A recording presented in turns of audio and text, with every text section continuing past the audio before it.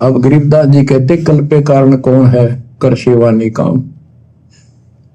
निष्काम भाव से बगैर किसी मनोकामना के तू सेवा करता रहे, भक्ति करता रहे, और मन इच्छा फल देगा जब पड़े धनी तक काम। अब जैसे आप सफर में जा रहे हो और एक्सीडेंट हो जाता है, वह धनी का काम है, वह ना को राष्ट्रपति, ना प्रधानमंत्री, ना आपकी संपत्ति और संतान आपकी रक्षा कर सकते, ना आप अपनी संतान की कर सकते। कल पे कारण कौन है, कर सेवा निकाम, मन इच्छा फल देता है जो पड़ा धनी ते काम। पूज्य गुरुदेव भगवान कह रहे हैं कि कल पे कारण कौन है, कि तू अपने मन में उठने वाले संकल्प और विकल्प को छोड़ दे, त्याग दे, कि वो भगवान बड़ा होगा, वो भक्ति सही होगी, ऐसा करूंगा तो मेरा भला होगा, वैसा करूंगा तो मेरा भला होगा। कहते इस ज्ञान को आधार बनाकर, तत्व ज्ञान को अच्छे से समझकर, एक परमेश्वर को, गुरुदेव भगवान को परमात्मा के रूप में मानकर भक्ति पर दृढ़ हो जा। कल पे कारण कौन है, तू कर सेवा निष्काम। और जब तुझे सच्चे गुरु की पहचान हो जाए, भक्ति मार्ग तेरे समझ में आ जाए, उसके बाद में तू निष्काम भाव से सेवा कर। ये जो भक्ति हमें गुरुदेव भगवान ने दी है, फिर हमने इस भक्ति को निष्काम भावना से करनी होती है, तभी हमारी भक्ति सफल होगी। निष्काम भावना यानी हमारे मन में किसी भी प्रकार की मोक्ष के अलावा कोई इच्छा नहीं होनी चाहिए, कोई डिमांड नहीं होनी चाहिए गुरुदेव भगवान से, कि मैं बड़ा कोई मंत्री पद प्राप्त कर लूं, मेरे लड़का हो जाए, मेरा बेटा नौकरी लग जाए, मेरा बिजनेस सेटल हो जाए, बड़ी मेरी कोठी बन जाए, घर में लंबी गाड़ी आ जाए। निष्काम भाव से हमने भक्ति करनी है। केवल एक ही कामना, एक ही इच्छा पल पल होनी चाहिए कि परमेश्वर कैसे भी करके इस गंदे लोक से मेरा छुटकारा करवा दीजिए, मुझे मोक्ष प्रदान कर दीजिए गुरुदेव, मुझे इस काल के जाल से 84 लाख योनियों के कष्ट से बाहर निकाल दीजिए। इस एकमात्र इच्छा के बिना, कामना के बिना हमारे मन में जब तक हम इस भक्ति को करेंगे अंतिम श्वास तक, दूसरी कोई डिमांड, कोई इच्छा नहीं होनी चाहिए। घर में आंखों के सामने अगर बेटा मरने वाला हो, बेटी मरने वाली हो किसी भी कारण से, तो हमने अपने गुरुदेव से, अपने हृदय से विशेष प्रार्थना भी नहीं करनी कि गुरुदेव मेरा बेटा बचा दे, गुरुदेव मेरी बेटी बचा दे। वो परमात्मा सबको उनके कर्मों के अनुसार, जैसा भी उनका प्रारब्ध है, शुभ या अशुभ, वो परमात्मा वैसा ही उनको प्रदान करता है। हम कहेंगे तो भी प्रदान करेगा और ना कहेंगे तो भी प्रदान करेगा। उसके कंप्यूटर में, उसके अकाउंट में किसी प्रकार की कोई जो है मिस्टेक नहीं है। परंतु हम बीच में टांग अड़ाकर अपनी अज्ञानता का प्रमाण दे देंगे और अपनी भक्ति को नष्ट कर देंगे। ये काल बहुत चतुर है, बहुत सयाना है, बिल्कुल साथ साथ रहता है कि भगत कहाँ गलती करे, तो उसी समय हमारे अकाउंट से हमारी भक्ति को माइनस कर दिया जाएगा और वो बेटा बेटी को ठीक कर दिया जाएगा। वो बेटा बेटी तो वैसे भी ठीक होने थे, क्योंकि गुरुदेव ने बताया कि जब बच्चा माता पिता के अधीन होता है 3 या 4 साल तक, 4-5 साल तक, जब तक बच्चा इस ज्ञान को ठीक ठाक से समझकर भक्ति करने योग्य नहीं हो जाता है, उस समय तक माता पिता की भक्ति के अनुसार कि माता पिता कैसी भक्ति कर रहे हैं, किस प्रकार से मर्यादा में हैं, उस आधार से परमेश्वर उन अनुपदेशी बच्चों की भी रक्षा करता है। तो हमने गुरुदेव भगवान से उन बच्चों के विषय में उनके स्वस्थ होने की कामना के बजाय, उनकी जीवन रक्षा की कामना के बजाय आप और हमने अपनी भक्ति और मर्यादाओं पर अधिक ध्यान देना है। हमने वो पुरानी परंपराएं, वो आदतें छोड़नी पड़ेंगी। जरा सा बच्चे का स्वास्थ्य खराब हुआ नहीं, जरा सा उसको बुखार हुआ नहीं, हमारी माताएं, हमारी दादी 1.25 रुपया बांध के कपड़े में उसके सिर के ऊपर से यूं करके और जाकर बाहर किसी चौराहे पे रख के आ जाती थी। और घर में जो भी फोटो होती थी शंकर जी की, ब्रह्मा जी की, कृष्ण जी की, माता जी की, ना जाने 20-20 बार उनसे दुआ कर लेती थी, हे भगवान मेरी उम्र मेरे बच्चे को लग जाए, हे परमात्मा मेरे बच्चे को बचाना। तो भाई और बहनों, वो गलतियां अब हमने नहीं करनी। हमने हर प्रकार की उन रीति रिवाजों को, उस छोटी और ज्ञान विरुद्ध उन हरकतों को हमने छोड़ना पड़ेगा। छोड़ देने पछलियों की रीत सतगुरु तारेंगे, और मन कर धीर बांध ले रे बोरे। यानी हमने इस ज्ञान आधार से थोड़ा धैर्य रखना है, विश्वास को बना के रखना है कि मेरा गुरु समर्थ है, मेरा परमात्मा समर्थ है। मेरे परमेश्वर को यह भी पता है कि अगर भगत जिस घर में रह रहा है, अगर उस घर में कोई नुकसान हो गया, कोई आपत्ति आ गई, तो भी मेरा भगत भक्ति से डिस्टर्ब होगा। तो परमात्मा नहीं चाहता कि मेरा बेटा, मेरा भगत डिस्टर्ब हो।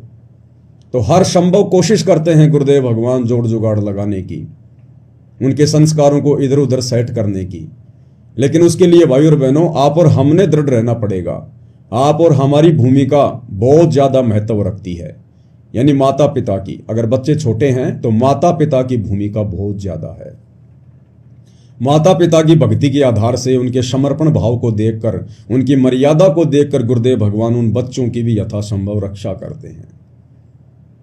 और एक सत्संग में तो गुरुदेव ने बताया कि अगर आप भक्ति पे पूर्णतया दृढ़ हो जाओ, बिल्कुल संसार की सुनना ही बंद कर दो, तो परमेश्वर आपके रिश्तेदारों तक की रक्षा करेंगे। रिश्तेदारों तक की, ये वो परमात्मा है। तो बच्चों की तो चिंता ही छोड़ देनी चाहिए। हमने कोशिश करें हम अपने बच्चों को इस मार्ग पर लगाएं, ज्ञान समझाएं, और फिर भी यदि वो नहीं मानते हैं तो फिर इसमें आप और हमारा दोष नहीं है। और यदि फिर उसके बाद जब वो बच्चे समझदार हो जाते हैं, 12, 13, 14, 15 साल के, 20 साल के, और यदि इस भक्ति मार्ग को नहीं अपनाते हैं, अपनी मनमानियां करते हैं, जगत भाव में चलते हैं, और यदि फिर उनके साथ कोई अप्रिय घटना घटित होती है, तो फिर उस समय भगत ने फिर चिंता नहीं करनी चाहिए, भगत ने फिर चिंतित नहीं होना चाहिए। क्योंकि ना तो आपने समझाने में कोई कमी छोड़ी, ना परमात्मा ने मौका देने में कोई कमी छोड़ी। अब भाई उन आत्माओं के अपने संस्कार हैं। ऐसे बेटा बेटी ना जाने हमने करोड़ों अरबों पैदा कर करके छोड़ रखे हैं, जिनके नाम के गांव बसे हुए हैं, आज हमें पता भी नहीं है। हमारे असंख्यों मनुष्य जन्म हो चुके हैं, हर जन्म में बेटा बेटी तो पैदा करते ही हैं। हम भी किसी के बेटा बेटी रहे हैं, हमारे भी कितने बेटा बेटी रहे हैं। अब पिछले जन्म में हमारे माता पिता कौन थे, हमारे बेटा बेटी कौन थे, हमें कुछ भी याद नहीं है, भुला दिया गया है। तो ऐसे ही हमारे असंख्य जन्म हो चुके हैं, ना जाने कितने हमारे बेटा बेटी, करोड़ों की संख्या में। उनमें से ना जाने लाखों तो गधे कुत्ते सूअर बनकर 84 लाख योनियों में कष्ट भोग रहे हैं, फिर हमें उनकी चिंता क्यों नहीं है। उनमें से ना जाने कितने मंत्री बन रहे हैं, कोई संतरी बन रहे हैं, कोई बड़े बड़े अधिकारी बन के बैठे हैं मनुष्य जन्म लेके, फिर हम उनकी चिंता क्यों नहीं कर रहे कि ये भगवान वो भक्ति नहीं करेंगे तो उनका क्या होगा। तो भाई और बहनों, जब हमें उन असंख्य जन्मों के बेटा बेटियों की चिंता नहीं है, तो फिर इस वर्तमान जन्म के बेटा बेटियों की हमें इतनी चिंता क्यों। परमात्मा इसी चिंता को तो समाप्त करवाना चाहते हैं अपना ज्ञान देकर, ज्ञान आधार से, कि जिस प्रकार तुम उनको भूल गए, तुमने उनको भगवान भरोसे छोड़ दिया। तुम्हारे मरने के बाद तुम ये सोचते सोचते मर गए थे कि हे भगवान मेरे बेटे का क्या होगा, मेरी बेटी का क्या होगा। और तेरे मरने के बाद वो बेटा भी वहीं रहा होगा, वो बेटी भी वहीं रही होगी, और तू जीते जी उनको इस काबिल नहीं बना पाता जितने काबिल वो तेरे मरने के बाद बन गए होंगे। अक्सर हम लोग देखते हैं जिनके माता पिता होते हैं, और माता पिता भी अच्छे अच्छे पद पे होते हैं, पढ़े लिखे होते हैं, नौकरी पेशे वाले होते हैं, और वो खूब कोशिश करते हैं, अपने बच्चों को पढ़ाते हैं, उन पे पैसा भी लगाते हैं, और वो बच्चे अंत में नालायक निकल जाते हैं। ना कोई नौकरी लगते, ना ढंग का कोई बिजनेस करते, माता पिता की कमाई हुई संपत्ति को भी ठिकाने लगा देते हैं। और कुछ एक ऐसे उदाहरण होते हैं, छोटे छोटे बच्चों के जो पिताजी हैं वो मर जाते हैं, या उनकी माताजी मर जाती है। बचपन में उनकी परवरिश भी उनके काका ताऊ ने या उनके दादा दादी ने की होती है, और वो बच्चे पढ़ लिख कर अच्छे राजकीय पदों पर बैठ जाते हैं, अच्छी उनकी सैलरी होती है, बढ़िया सरकारी सुविधा लेते हैं, बड़े बड़े वो बिजनेसमैन बन जाते हैं। तो भाई और बहनों, माता पिता दादा दादी ये नहीं बनाते, उनके संस्कार बनाते हैं उनको, और वो संस्कार बने होते हैं हमारी भक्ति के कारण, जो हमने किसी जन्म में की होती है। तो वर्तमान में भी हमारे बेटा बेटियों के पास अच्छा मौका है। अगर वो भक्ति करते हैं तो बहुत अच्छी बात है, अगर नहीं करते हैं तो फिर हमने उनको उनके हाल पर छोड़ देना चाहिए। फिर हमने उनकी चिंता नहीं करनी चाहिए। जब हजारों लाखों को छोड़ चुके हैं तो एक या दो या तीन होंगे, उनको भी छोड़ दीजिए। मार्ग तो आपने बता ही दिया, आप तो दोषी है नहीं और वो भी बालक नहीं है जो समझ नहीं रहे होंगे। और माता पिता के समझाने से भी नहीं समझ रहे, इसका मतलब भाई और बहनों उनके भाग्य में भक्ति नहीं है। अभी उनके संस्कार इतने मजबूत नहीं हैं कि परमेश्वर उनका हाथ पकड़ सके। तो हमने जबरदस्ती भी नहीं करनी चाहिए, प्यार प्रेम से समझाते रहना चाहिए। ना समझना चाहें तो जबरदस्ती नहीं करनी चाहिए। इस भक्ति मार्ग पर मारपीट करके नहीं लगाया जाता। जैसे टीचर स्कूल में बच्चा होमवर्क नहीं करता, ढंग से पढ़ता नहीं है तो मार पिटाई कर देते हैं। इस भक्ति मार्ग में इस भक्ति को करवाने के लिए मारपीट नहीं करनी। हाँ, यदि आपका बच्चा आपके बहुत अधीन है, जैसे बच्चा आपका 6 या 7 वर्ष तक का है, छोटा बच्चा है, तो उसको तो थोड़ा बहुत डरा धमका के उसको तो भक्ति पर लगाया जा सकता है, क्योंकि छोटे बच्चे को ज्ञान नहीं होता। वो तो डराने से धमकाने से ही सही रास्ते पे चलेगा। लेकिन जब बच्चा आपके बराबर हो जाए, 15-20 साल का हो जाए, फिर उसको डराया नहीं जा सकता, धमकाया नहीं जा सकता, उस पर दबाव नहीं बनाया जा सकता। क्योंकि भाई और बहनों, 15 साल के बाद आपका बच्चा लायक होगा या नालायक होगा, सपूत होगा या कपूत होगा, ये उसके संस्कार पे निर्भर करेगा। यदि किसी ने अपने बेटा बेटी को भक्ति पे लगा रखा है अपने साथ में, और यदि अभी उनकी उम्र 10-12 साल है, 5-6 साल है, तो ये ना समझे कि मेरा बेटा बहुत अच्छा भगत बन गया, जैसा मैं कह रहा हूं वैसा ही कर रहा है। भाई और बहनों, अभी वो आपके अधीन है। जब 15 साल के बाद वो बड़ा होने लगेगा, उसके बाद उसके अपने संस्कार काम करने लगेंगे। उसके बाद पता चलेगा वो आपका है या काल का है, वो शपूत है या कपूत है, वो भक्ति करेगा या फिर बर्बादी करेगा। क्योंकि जैसे उसके संस्कार होंगे, प्रफुल्लित होंगे, वैसा ही वो मार्ग पकड़ेगा। उसके बाद वो आपकी नहीं सुनेगा फिर। और फिर भी यदि कोई माता पिता की आज्ञा में रहता है, भक्ति कर रहा है, तो बहुत अच्छी बात है, परमात्मा की अच्छी आत्मा है।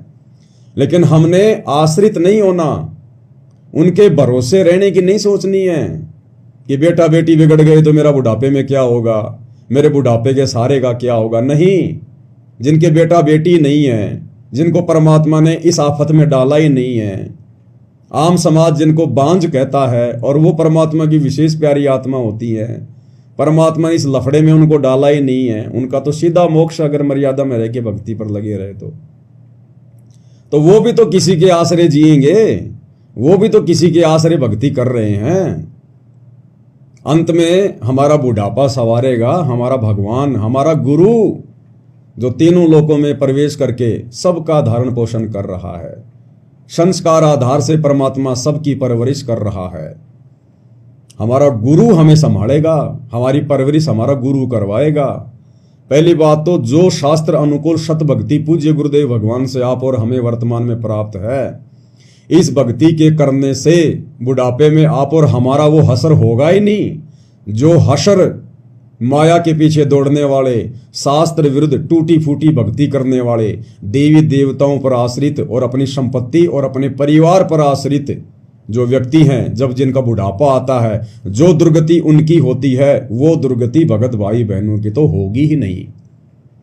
जहां दुनिया वाले कोई जो देवी देवताओं की भक्ति करते हैं, शास्त्र विरुद्ध साधना करते हैं, उल्टा सीधा खाना पीना, जहां 60-70 साल की उम्र में उनके घुटने टूट जाएंगे, उनका शरीर जवाब दे जाएगा, काया उनकी रोगी हो जाएगी, उस समय आप और हम भगत भाई बहन यदि शरीर में रहे तो घोड़े की तरह चलेंगे, घोड़े की तरह।